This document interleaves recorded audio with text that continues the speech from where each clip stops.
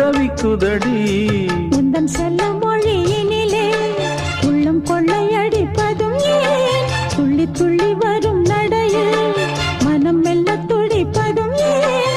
உன்னை காண வேண்டும் கூட வேண்டும் வாராயோ வாராயோ. கண்ணம்மா